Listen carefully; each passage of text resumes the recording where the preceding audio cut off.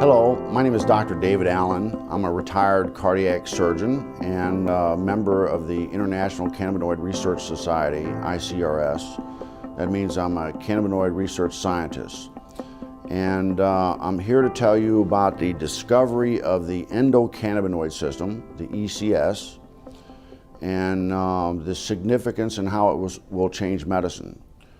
And we discovered the endocannabinoid system about 30 years ago, and we really didn't understand the significance of its discovery. And so we found out that this is a chemical communication that your body has. It's not electrical, it's chemical, and it's kind of like the hormone systems that people are familiar with.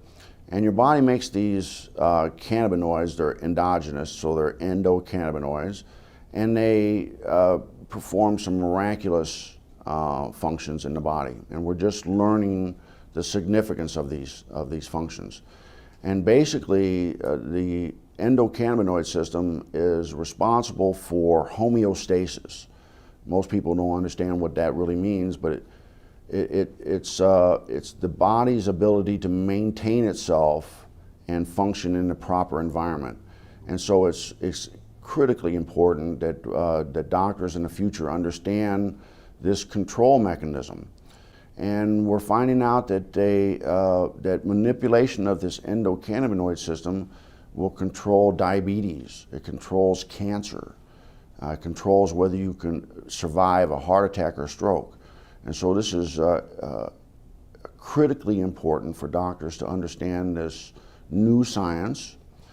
And the discovery of the endocannabinoid system is the single most important medical scientific discovery ever, and will save more lives than the discovery and application of sterile surgical technique.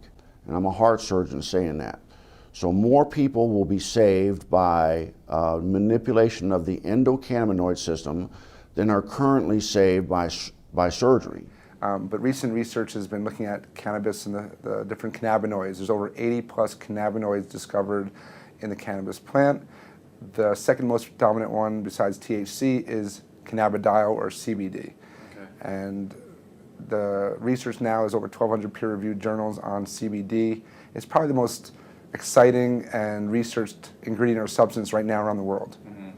It doesn't have the psychoactive or high that is associated with THC, but it has a tremendous amount of other benefits, including research shows anti-seizure, anti-epileptic, which is why it's gotten a lot of popularity. You do a lot with children with seizure disorders, and they're getting benefits from this plant in a safe, non-toxic way versus all these drugs that typically don't work. Mm-hmm. And there's neuroprotective benefits, so you see a lot with concussions and the NFL. There's a lot of research being done now with chronic traumatic encephalopathy, or chronically banging your head a lot. There's anti-anxiety, which is really important. It's the anti-THC of sorts. It calms you down. It helps you manage stress better, which is how I look at it. It's much more as a preventative or daily use substance than just treating disease states. Mm-hmm. And there's immune support. There's it's a huge antioxidant. There's just a tremendous. It's easier sometimes to talk about what it doesn't do than what it does. Dr. Alan Shackelford is a Harvard-trained physician. He's also among a handful of doctors in Colorado who give prescriptions for medical marijuana. From the moment Charlotte entered his office, he knew she was in trouble. While he was just examining her, she had 2 seizures. She'd failed everything. There were no more options for her. Everything had been tried, except cannabis. Here's how scientists think it might work. Marijuana is made up of 2 ingredients. THC, that's the psychoactive part that makes you high, and CBD, also called cannabidiol. It's the CBD that scientists think modulates electrical and chemical activity to help quiet the excessive activity in the brain that causes seizures. I've been telling my patients to cut out. Dr. Julie Holland is the editor of the Pot Book, a complete guide to cannabis. For a long time, the work on cannabis and epilepsy was sort of inconclusive. Maybe it works, maybe it doesn't. They couldn't quite figure it out. And it's only when they really started separating THC from CBD that they saw, definitively, yes, CBD seems to really stop seizures. So in the 1930s, they made tinctures. What were they making the tinctures for, and why were they doing these tinctures? Well, I mean, the medicinal uses of hemp are just numerous. The hemp helps, well, we can talk about the cancer effects of hemp, but it helps with inflammation. It's very anti-inflammatory. It helps with seizures. It's very effective with PTSD for the vets that are coming back that have post-traumatic traumatic stress disorder. Very effective at treating that. It's an anti-inflammatory. But then the uses of hemp for cancer, what I've studied, because of my book, Cancer Step Outside the Box, and the number of cancers, there's about a dozen different cancers that have been studied in depth with medicinal marijuana, with hemp. And so the studies, from brain cancer to prostate cancer to pancreatic cancer, uterine cancer, cervical cancer, prostate cancer, it's amazing. Okay, so what is in hemp that it's this THC, correct? Well, there's chemicals that are called cannabinoids. Right. THC is short for delta-9 tetrahydrocannabinol. I'm glad you said it because I couldn't. That's the only time I'll get it right. I'm glad I got it right. So that's the one, THC is the one cannabinoid that everyone's familiar with. That's the one that's psychoactive, and that's the one that gets you high if you smoke it. Okay. But there's other cannabinoids. One is called CBD, cannabidiol, and it's very medicinally used. There's no psychoactive component of CBD. So what do? Extract these to make tinctures, or you can make tea out of? You can make tea. You can eat it. It's a great superfood. You're into raw. A lot of people use raw hemp in their superfoods. Well, do you get high off of hemp if you eat it as a superfood? No. Well, or just the seeds. You've got to heat the THC to make it become psychoactive. So people that eat the plant, they put in a smoothie.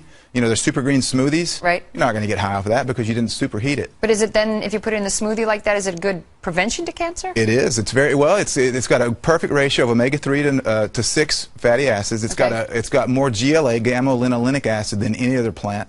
So it's got some really great fats. You're well aware of the importance of good fats in your diet. Yeah. So hemp it's a perfect superfood to eat. But it's also medicinal. I just never understood why hemp had gotten such a bad rap, and now I understand that it was really politically motivated by somebody who owned basically trees and didn't want to be in competition with the hemp to make paper. And yet, throughout the years after that, so many people suffered because of that. Yeah. So I guess it's actually a good thing that people are coming around a little bit. It is. I'm really encouraged about the different legislation in different states that are trying to legalize medicinal hemp because of the fact that it is so good. It's not just a superfood. It's not just great for industrial uses, as we've mentioned, but it's a really good medicine. Thank you so much for coming on, Ty. I really appreciate you being here. Thank you, Carol.